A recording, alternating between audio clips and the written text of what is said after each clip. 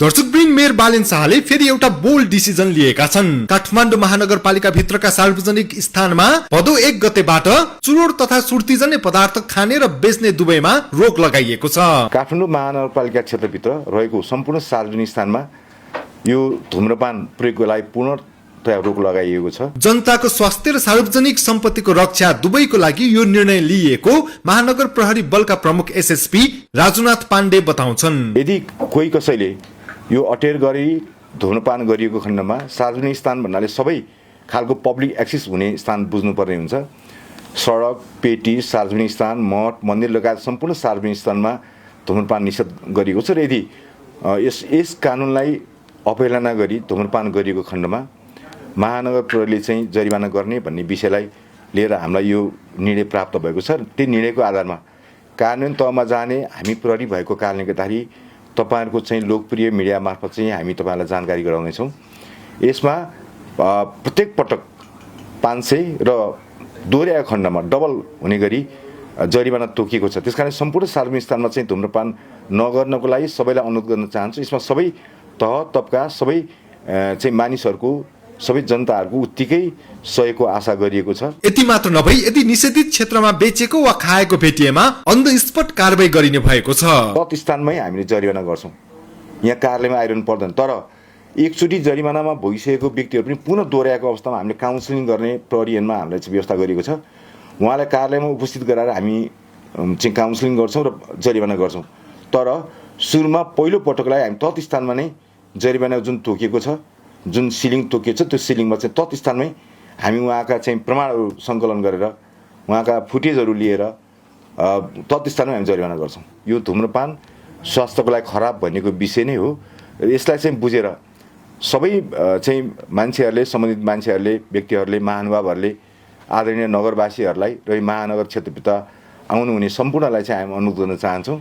यसको लागि हामीले यो श्रावण महिनाभरि प्रचार प्रसारको रूपमा चाहिँ माइकिङ गर्ने, सम्झाउने हामीले कार्य हाम्रो महानगर प्रहरीले गर्नेछ र भदौ 1 गतेबाट कडाइका साथ जरिवाना हामी जाँदैछौँ। त्यस कारणले गर्दाखेरि यो कुरा बुझेर बेचबिखन गर्ने व्यक्तिहरूले पनि आफूले चाहिँ जुन तोकेको मापदण्ड छ, सार्वजनिक यो स्कुल, कलेज, मठ, मन्दिर, घाट, पार्क लगायतको स्थान 100 मिटर पर मात्र बेच्नुपर्ने जुन प्रावधान छ, त्यो बेच्ने र बेच्दाखेरि पनि सबैलाई यो जानकारी गराइदिन अनुरोध गर्न चाहन्छु। विक्रेताले पनि मापदण्डभित्र बसेर बिक्री गर्ने विक्रेताले पनि उपभोगकर्तालाई चाहिँ यो जानकारी गराइदिनको लागि अनुरोध गर्न चाहन्छु।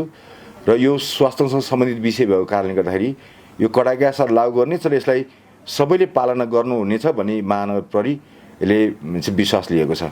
सार्वजनिक स्थलमा बेच्न नपाइने कि खान नपाइने कि दुवै नपाइने छ? यस्तो बेच्नको लागि केही मापदण्ड तोकिएको छ।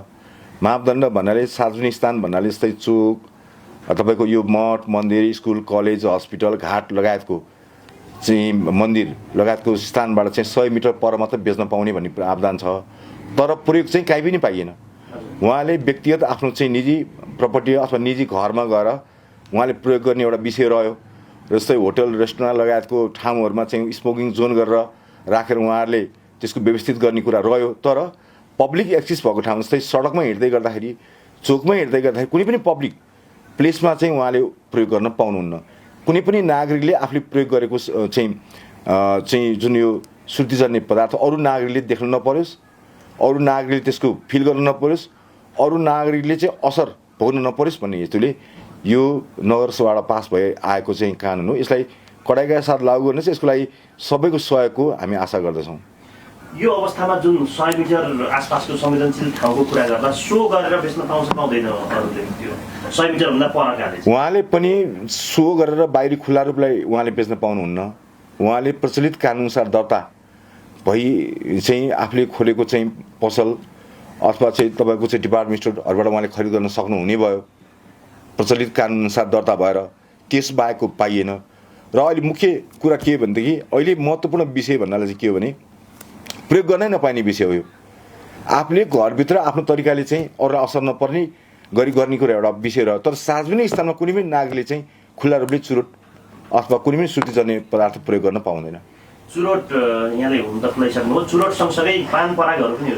पक्कै नै हो। पान पराग सुर्तीजन्य पदार्थहरू भन्नाले हामीले त पहिलेदेखि नै भनेको छौँ काठमाडौँको समस्या तपाईँले देख्नु भएको छ हामीले पोहोर गत सालदेखि चाहिँ केही कारबाहीका कुराहरू गर्दाखेरि केही चाहिँ प्रचार प्रसारको कुरा गर्दाखेरि जुन गुटखा लगायत चिजहरूले जुन प्लास्टिकले जुन विभिन्न किसिमको ढल जाम हुने क्याचपिट जाम हुने त्यो धेरै मात्रामा नियन्त्रण भएको अवस्था छ।